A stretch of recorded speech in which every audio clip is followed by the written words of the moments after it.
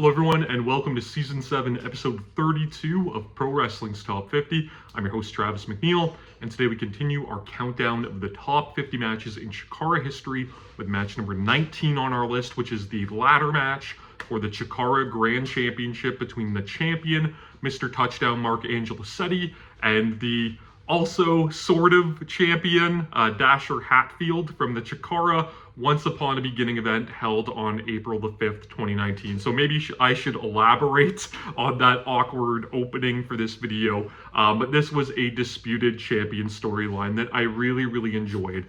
So Mr. Touchdown became the CHIKARA Grand Champion in 2018, ending the long reign of Juan Francisco de Coronado. Unfortunately, almost immediately after winning the title, he would suffer a serious leg injury at King of Trios.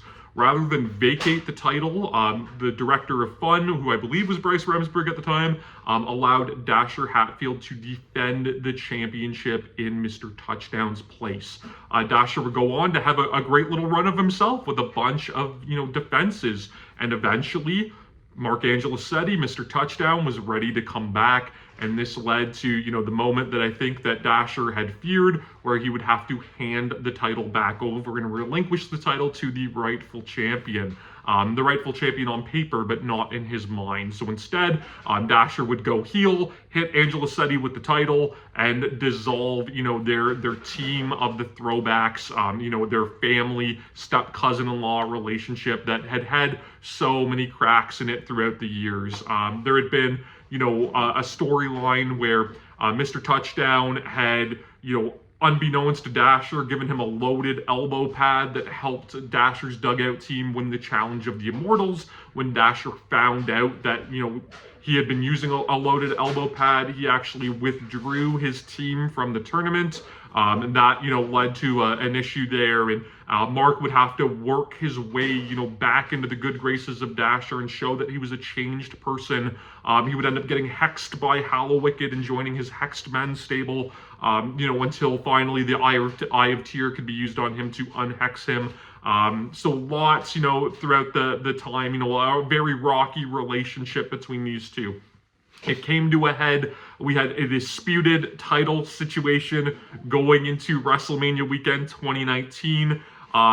Coincidentally or non-coincidentally, I guess enough, 25 years after the disputed Intercontinental title storyline between Shawn Michaels and Razor Ramon that culminated at WrestleMania 10 in a ladder match. So it was only fitting, 25 years later, WrestleMania weekend, disputed title, let's hang it from the rafters and have a good old ladder match. And, CHIKARA, sort of had their own stipulation matches, like the Torneo Cibernetico and like the mask versus hair matches, like those traditional kind of lucha libre stips.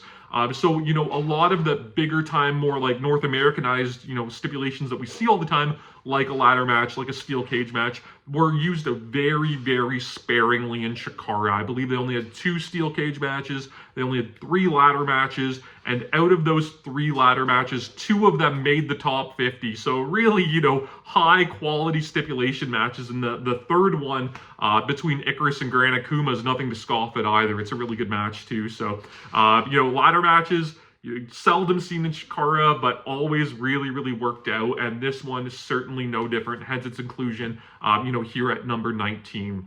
This was a match that I was lucky enough that I got to see in person, so I attended WrestleMania weekend in 2019. I'm going to be completely honest, I had no intention of going to the CHIKARA show. I was going to go to, one of the WrestleCon shows that were happening in Manhattan.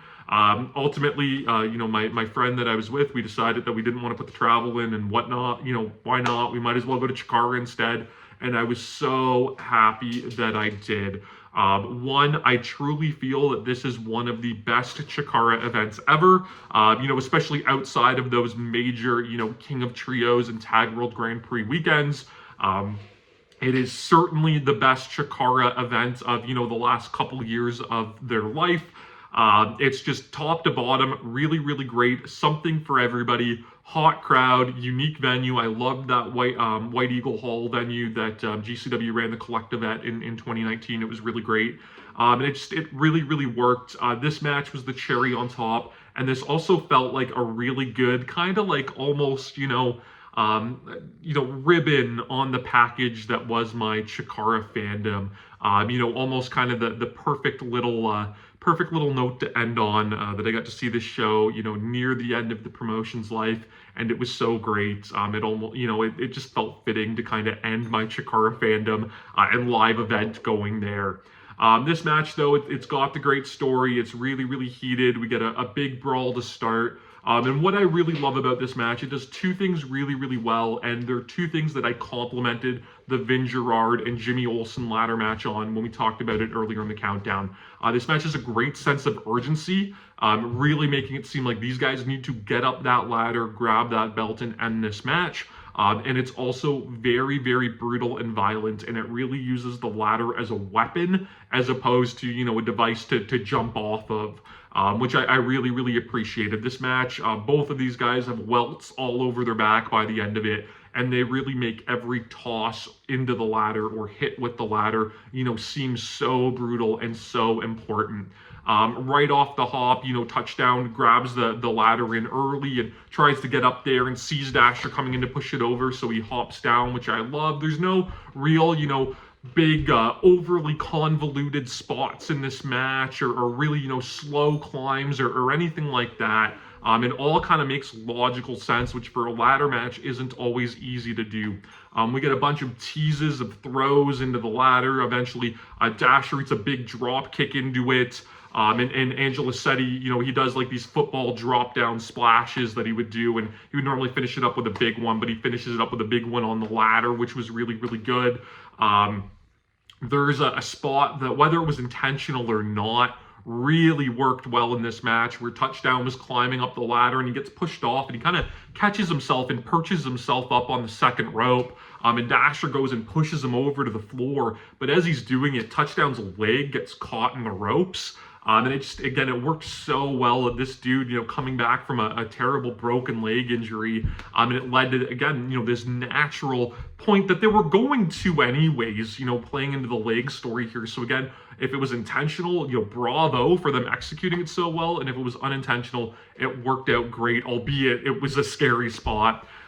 Dasher really goes to work on the leg. He hits like a scoop slam onto the ring apron, but like legs first, which was brutal. And, I've seen a lot of wrestlers do the scoop slam into the ropes, like Drew Gulak. And I remember Doug Basham doing that back in the day, but I don't think I'd ever seen it onto the apron. So that was totally gnarly.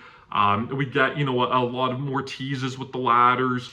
There's this great moment where Dasher hits like a shin buster onto the ladder, which is bridged, in the corner, which was brutal, and then ties Angelosetti up in a trio woe, putting more pressure on that bad leg, and hits a big baseball slide drop kick into it. We get, a big fight while they're both on their own individual ladders, and they fall off and kind of hit the ropes, and it leads to my favorite moment in the match, where both guys like wedge ladders in between the ropes, which was kind of scary. Like I was, only a couple rows back for this show, and those ladders really seemed like they could fly into the crowd. But they start running back and forth and pushing each other into these ladders, and as one would hit the ladder, they'd kind of spring forward and push the other one into the opposite ladder. It was really cool, really brutal, really intense. We end up getting some family drama here. Dasher's son, Boomer Hatfield, was at ringside along with his cousin, Molly McCoy. And Dasher, berates Boomer, tries to get him to bring chairs into the ring. When he kind of struggles to do so, he lambasts him for not doing anything right. And, again, just, really adding into the overall story. And this match would eventually carry on into the mask versus mask match between Dasher and Boomer, which also made this countdown kind of near the bottom of the list. We end up, though, leading into this big, big finish. So, Mark goes to climb the ladder. He gets hit in the leg with the ladder. Dasher kind of like wraps his knee in a chair and then like hits it with another chair.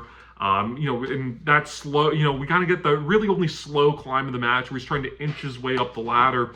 and Dasher goes to hit him in the knees with another ladder, and Mark jumps over it, and the ladder kind of gets caught, creating this bridge in between the ladder and the ropes. And it was a really neat way, you know, to create this ladder bridge to be used for the finishing spot, rather than someone just setting up this spot for kind of no reason, as opposed to trying to win the match. So I really appreciated that there.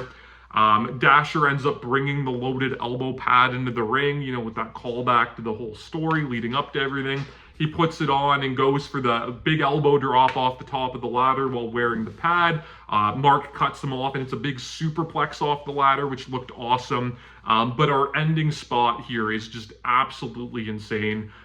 Both guys, you know, are on the ladder. We've got that ladder bridge that was created, like I mentioned, and Dasher ends up hitting a big sit-out Liger bomb on Mr. Touchdown right through the ladder. And these aren't like gimmicked, you know, WWE pre-cut kind of ladders. These are legitimate, you know, Werner ladders that they have there. And the fact that they just like split that ladder and bent it in two just really shows like how brutal that powerbomb was.